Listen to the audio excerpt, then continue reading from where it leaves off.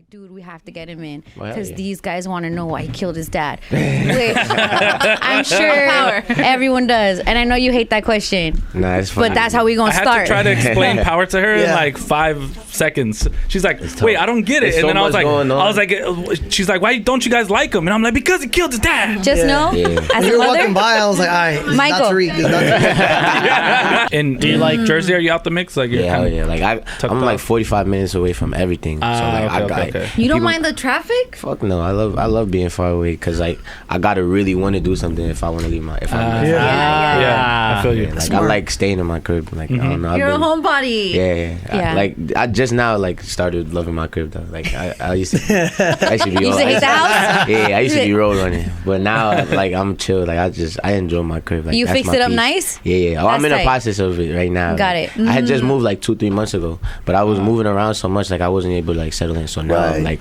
I'm setting it up. Yeah. That's in My my friend my Jose, game he room. just has a mattress in someone's garage. We don't know if they know that he's there. It's a mattress and Yeah, vibe. Yeah. It happens Just a sometimes. survive. It's building. You gotta start All you somewhere. need. Yeah, that's how I was when I first moved into my first apartment. Like, Yeah. I had just a fucking air mattress in there for like 2 weeks. I'm like, bro, I don't know how to start like furnishing this shit. Yeah, like the Man, DJ decorating help part. me. You need that womanly touch. Yeah, but I didn't know what to do. Yeah. I'm like, But I I'm gonna just feel- order a bed and just call it a day. I got my TV. At that point, you don't hit moms up. Like, Nah, cause she lived in Jamaica for the past 2-3 years. She just came back. wow. Yeah.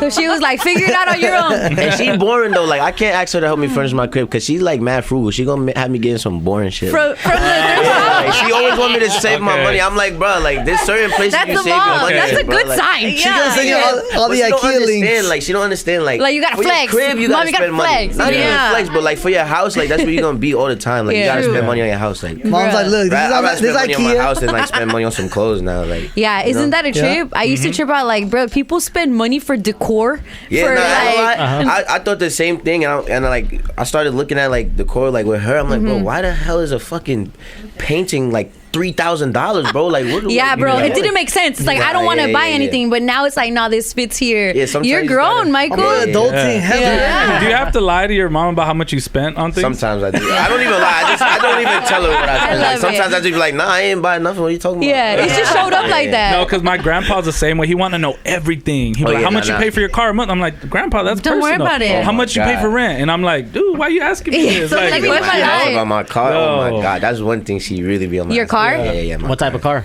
I got a few. I got a few. few? Wow, you got Michael. options. Cause I'm a real car enthusiast. Like I don't just have cars just cause I can buy Right. a car. Like I Yeah. really love cars. Like I'm really into. But I got 911 Turbo S. I have a R8. I have an M5 Comp. And I got an E30 BMW, but it got a 1JZ engine. And it's like a drift build. It's like old school. Yeah, it's old school. That's a What? lot. That's a Yeah, lot. it's fire. That's a lot. It's a Let me drift tell build. you. Those are hard. Shit's lit. Have you ever heard of a Corolla? LE. Yeah. Boom. Listen, Boom. that's a titanium Yeah. car right there.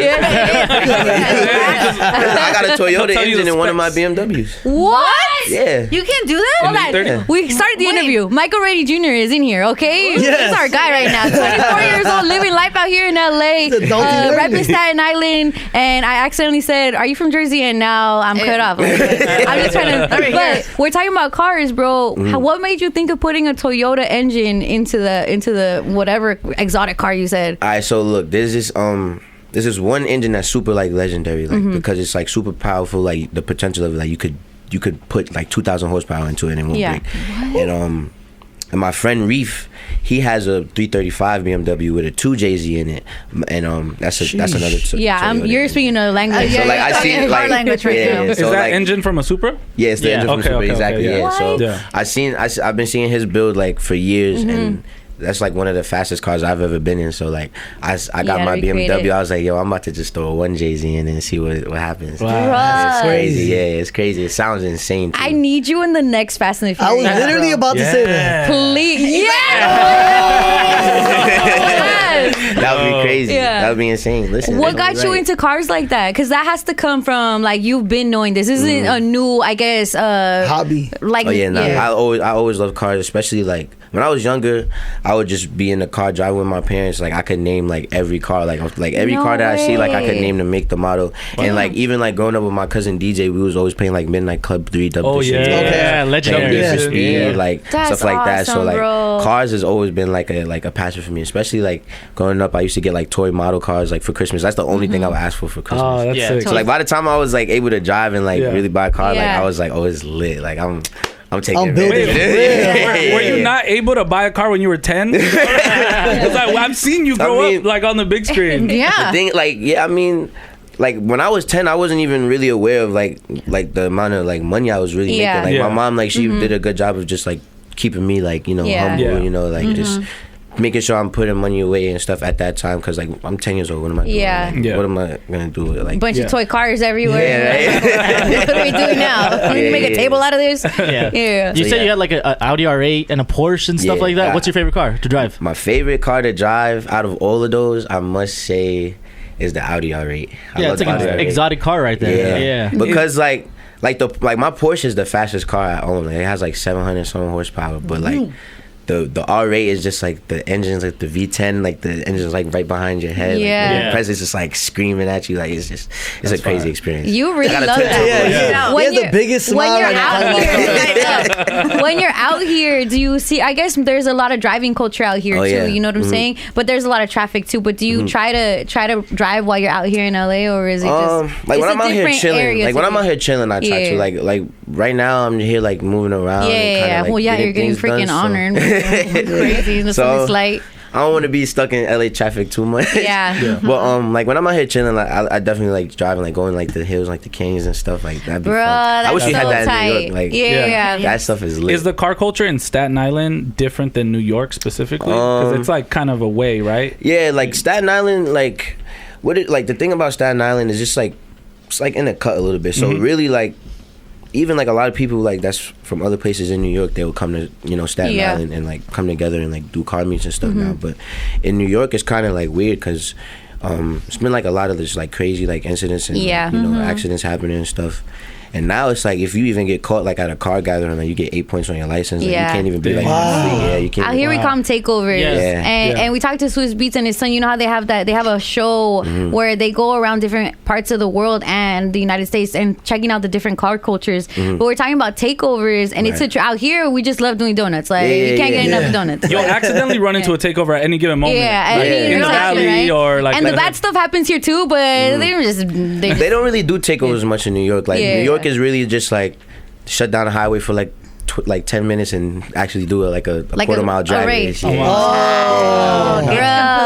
want to say rest in peace to my brother Dre, One Stock F30. Rest in peace, One Stock Dre. He just passed away not too long ago racing. So I just want to say rest in peace to him because that was my boy right there. Of course, I'm sure you have a lot of great memories with him too, sure. And your thoughts are with him when you're in the cars. Yeah, for sure. Like all the time, especially now. Like that's like I'll be in the car just like damn, like gotta think about that, and it definitely like forced me to kind of take it a little bit easier too, like just be a little more cautious and just because anything can happen. Well, when we're talking to Swizz about it, the same takeovers we have, I think they do in Japan too, except it's more they're sanctioned. And so it's like maybe if there was a place where this wasn't illegal and people could go to, you wouldn't have the incidents that happen when they have to do it, I guess, quote unquote, illegally, because it's not. There's no type of, I guess, regulation on it. Especially for New York too, because like the closest track, like racetrack to New York is like 2.5 hours away in like Pocono. So like it's tough for like people in New York to really find time and really go to the track all the time. So, and on top of that, like street racing is like just a different feeling. So I guess people chase that different type of adrenaline too. Yeah, that's real. Yeah, but what's your favorite line in Fast and Furious? I know you have one. These guys say them all the time. I don't know. I like the I like when he's in the car I forgot exactly what he says, but he's talking about like the police chasing him, and he's like, by the time that whatever, I forgot exactly what he said. Yeah, but my man's Reef, the guy that I was just talking about, I was in the car with him, and we was getting chased, and I was making it. Why are you laughing? Your mom is here. She knows everything. She knows what's up. But we was getting chased like CGI, we was on set. Oh wait. No. And like I was making a video, and he ended up posting it on Instagram, and then he had put that quote? The quote from Han. I forgot exactly what he said, but it was something about like the police, and like by the time I'm at this speed or something like. It's when they were hitting over 130. Yeah. Something like that. I forgot the exact words, but that's my favorite. Because that's like some real shit. I felt it. I love it, Michael Rainey Jr. I think to us, it's like, you never had me. You never had your car. Or like Monica. What's the? It don't matter if you win by an inch or by a mile. Winning is winning. Yeah, that's a fact. Yeah, and then the family stuff. How Vin is always about family. All right, Michael, we are here to just definitely give you your love too, because you are being honored at the Critics' Choice Association, their 7th annual celebration of Black cinema, with the Rising Star Award for your work on Power Book 2 Ghost. All right, I gotta talk to you about that specifically. I am also a villain in the lives of many people, okay? Do you feel like this spin-off series helps people, I guess, get in touch with your character of like your backstory, like the Wicked for guys that kill their dad? Like you know, like the movie Wicked? In Wicked you learn about like the Wicked Witch, and you're like, oh, I get you now. I feel like that's kind of like what it is with Ghost Book 2, because like in the original Power, like you get to see Tariq do all the crazy stuff, but like, you don't really see like exactly why he does it. Like obviously you see like the little arguments between him and the family here and there, especially with him and his dad, but like you never really see like the full backstory and like his motivation behind why he wants to do what he does. So like Power Book 2, they kind of just took a dive into the character and really got to the the back of his mind, and really was like, why you doing this, why you doing that, and it was all there was all purpose behind everything he did. There's layers to everything, and then when it comes to family, there's always like digging deep to figure out why and how this stuff happened. But I'm sure you still can't get enough of people coming up to you like these guys want to. I've been holding them up. I've been talking about cars because they just wanted to. Oh, God damn it. They don't even like their dads, and they want to defend yours for some reason. Because you're going to kill your pops just to become a better version. He had 2 wives, you had 3. Like, listen, I had to show him how it's done.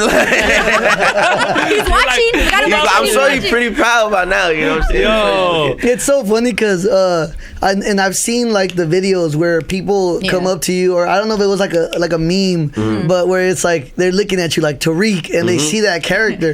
Oh no, that's real. Like there was a video I did with Ben the Don. I did a video of him like a few years ago, probably like 2018. In the elevator, right? In the elevator, and I was going crazy, and so many people thought it was like an actual thing, but the crazy thing is, like, something like that happened, like, that night. Like, people came in like, yo, bro, why you killed your dad? Like, it was you let your sister die. Yeah. And I just be telling like, yo, bro, just doing my job. I'm just doing my job, bro.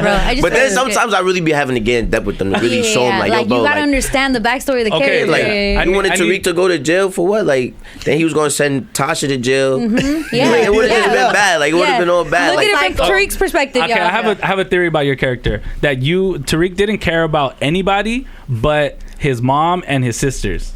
Yeah, like literally didn't care about anybody. Shout out the moms, because it's like you would kill anybody that would try to mess with that. You know what I'm saying? Yo, I'm talking to Tariq. Is that true? Is that like the motivation behind everything? No, for sure. Cause like he has like so much resentment towards his dad. Cause like you know he was chilling with Kanan, so he literally knows everything about his family. You know what I'm saying? And he learned that by the time he was like probably like 14, 15, and they've been lying to him about like literally everything up until that point. So like by the time he started figuring things out, and it's like, what the hell? Like, this family is some bull crap. Like, he be on some funny shit. Like, so he still go to private school, man. That's the crazy part too, because like the family wanted like the best for Tariq, but like You know what I'm saying? Like he didn't even receive that because like they were also lying to him at the same time. So it's like, what do y'all really want from me? So Nah, I feel you. I have a homie whose dad always tells him to stop smoking while his dad is smoking. Yeah, but it's like you can tell me. I'm the friend. That's right. He got the blunt in his mouth. Like, don't be like me, son. They don't want none of this, mijo. You know what? I feel like I guess because you've been a kid and you've been acting, right? It's kind of a different experience from, I guess, what we would assume, the outsiders assume, like a child actor, because it was such heavy content. Right. Did you have to prep yourself for that, or go to any type of like, hey, this is real life stuff? Like, I guess the concepts and were just more mature than it would be like if you were a child actor, like a Disney star. talking to, yeah.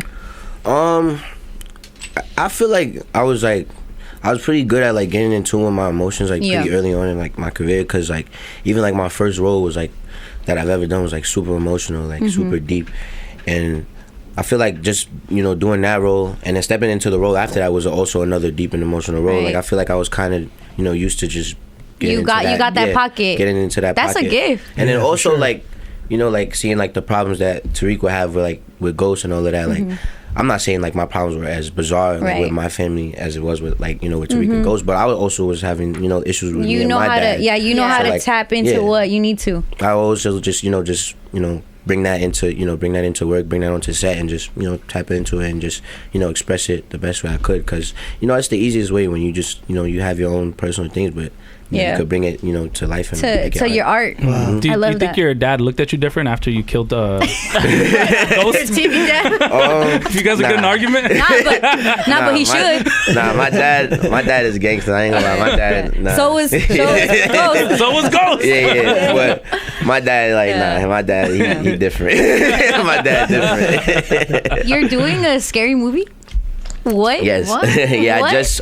I just filmed that in New Orleans like 2-3 months ago. Shut up. Is that with 50? No, that's with this director named Gerard McMurray. He's a great director. He did he directed The Purge. One of his first projects was like Burning Sands, which was super dope, like super controversial. Crazy. Yeah, so like he's dope. Like he's a great director. Chloe Bailey's in it. Survey McNeil's in it. Okay. YG is actually in it too. Shut up. Yeah. So it's like it's called Goons. Yeah. It's interesting. It's super interesting. It was super fun. Like especially like coming off of like filming Power. Yeah. And then jumping on like to something like that. It was like completely different. Like so a complete different. 180. Yeah. Could you have more fun? I wouldn't say I had more or less fun. I would just say it was a completely different experience, because like we were in New Orleans. It was hot as hell. We were filming on like haunted plantations, like at haunted houses. I believe in all that stuff though. Yeah, it was crazy. It was crazy. And then we was like filming in like sugar cane fields, like next to swamps and like alligators, all type of things. So like a whole different scenery. Yeah, no, it was crazy. It was like completely like out of my comfort zone. But I was messing with it. Like it was fun. Like I was just like I was feeding off of it. It was lit. Nothing crazy happened to you while you were filming that?